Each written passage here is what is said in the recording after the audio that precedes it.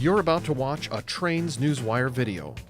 If you enjoy what you see, consider watching some of our other full-length videos. Selling Sunshine, the Florida Trains. Locomotive 2017, a video companion to our best-selling annual issue. Big Steam is back. All of these and more are available from our website, kalmbachhobbystore.com.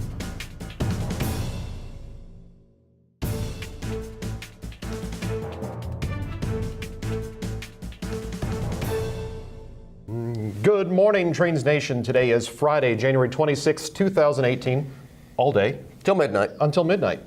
And we're so glad you could join us for another episode of Trains Newswire Roundup. I am Steve Sweeney. Hi, I'm Jim Wren, and today's episode, as last week, is brought to you by Hotspots, Ta-da! our video selection here. Repurposed our old on-location videos and added some new content to them. So what is old is new, and well, anyway. And we got some new stuff here. And I think this one, the Wisconsin Speedway. Wisconsin Speedway. With this, I know this one for sure includes the latest from Highball. Yes. The our Trains famous magazine drone. So be sure and check it out. Yeah, absolutely. Available at the kalmbachhobbystore.com. Yeah. So got lots of news this week. We sure do. Well, okay, let's leave the worst to the last, because there's a lot of that. Okay. But let's start off with what I was going to say is Indianapolis. Did you hear about this? Yeah, I did. Okay. It was top of my list. City of Indianapolis, okay, the state of Indiana passed a law several years ago that said that counties around the city of Indianapolis could not spend public money on transit. No light rail. Light rail. Mm-hmm. And now that Amazon wants to build a headquarters somewhere other than Seattle, a second headquarters, and Indianapolis is high on the list, lawmakers are rethinking that. They're going to walk that back. I'm pretty sure they're going to walk that back, because that would be really high on anybody's list. Yes, I agree. I mean, and that's amazing. I mean, and it could be, if Indianapolis gets chosen as the Amazon alternate headquarters, I mean, all of a sudden billions and billions and billions of dollars flow into the city, and all of a sudden maybe there could be a $1 billion or $2 billion light rail system going. That'd be fantastic. That would be crazy good. I like that a lot. And it would be a great city for it too. It's nice and level and flat. It's a good place to be. You and I have spent a lot of time there at railroad conferences. So Yeah. Good place to be. Big wide streets. So I want to bounce off that to one other big dollar item, big ticket item. New York City, New York MTA this week approved 1.5 or nearly $1.5 billion to buy new subway cars. Wow. Huge order from Kawasaki. Huge order to Kawasaki, and those cars are going to be made all in the United States, 70% American-made components. do they have a location for the manufacturer? Yeah, the two locations, I believe. One of them is in New York State. Okay. And the other one, it sounded like it was Iowa, but read the Newswire story. It's on there. My mind is escaping me right now. That'll be fun. Yeah. Meanwhile, out on the West Coast, the NTSB has talked to the engineer of the Cascades 501 train that crashed with fatalities, and they're hearing some interesting things from him about sort of his awareness of what was coming up. Right. And so lots of details on that from the NTSB, in addition to their preliminary report. Obviously, they've still got months of investigation to go. Yes. But this does shed more light on it. And we've been hearing from a lot of people saying, hey, why haven't we heard anything from the engineer? You know, and I was beginning to wonder about that. You know, you and I have talked about that often, you know, is why we haven't heard from him. But we do have some comments through the NTSB, not directly, but they're summarized, right? They're not filtered through the quotes, NTSB. Summarized. But go check that out. Very, very interesting. In a strange turn of events, Union Pacific is building a hump yard in Texas, which It's going to be a big one. yeah, it's going to be a big one. And of course, this goes in the face of CSX and a lot of other railroads that are saying no more hump yards. We got too many hump yards. But UP is saying they have a lot of single car traffic in Texas, which I know they do. You know, that's absolutely. That's called the Chemical Coast for good reason. And so they're building a gigantic hump yard in, I think it's Hearne, Texas. Hearne, Texas. And so that's going to be coming up, something brand new for them. Like I said, kind of bucking the trend. It'll be interesting. And I think one thing that struck me was that it's not just another hump yard. This will be, I believe, the single largest investment in a single facility in Union Pacific history. That goes back a very long time. That's a bunch of money. That's a lot of money. So see the Newswire story on that. Yeah. You know, kudos, Nevada Northern. We mention them every now and then. They had a record ridership year in 2017. Yep. We got a Good quick for them. story on that. That's good.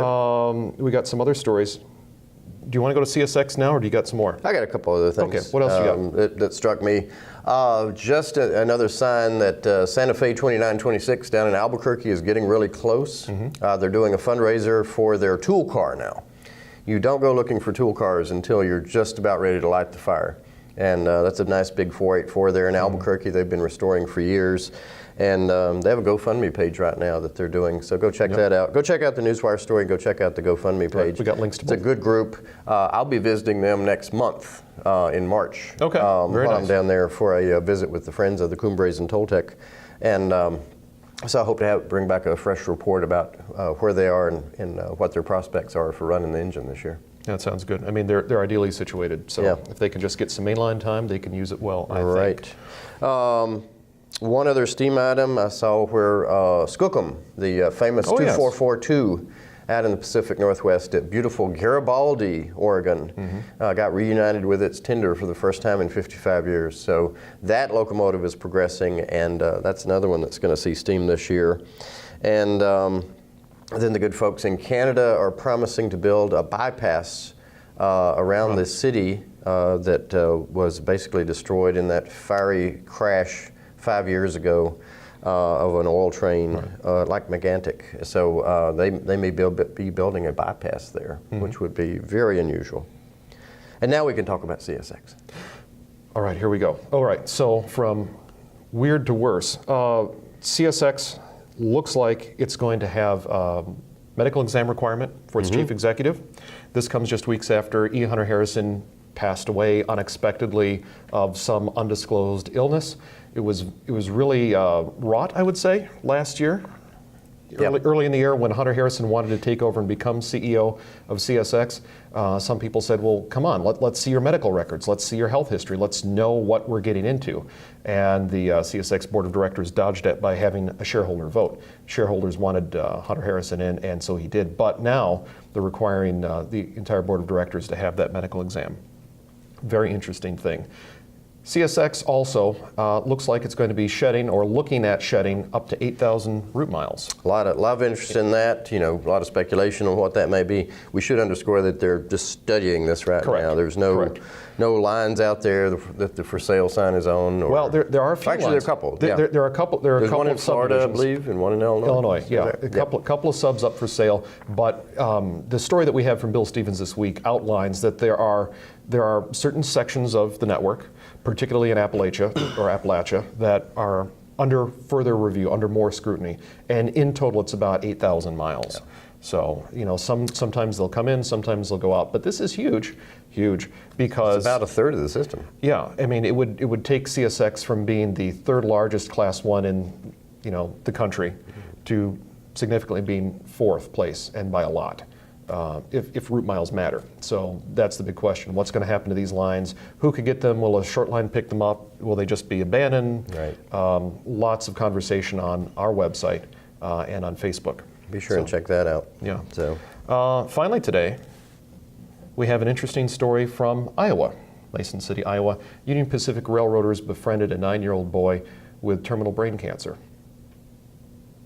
And recently they were able to give him a good send-off by having a locomotive staged in Mason City, or they say it just sort of happened randomly, that this locomotive that happened to have the same digits as the boy's birthday happened to be nearby the day of his funeral. it was a nice thing to do. And he was such a fan. His coffin was painted as a UP locomotive. In fact, the very same one.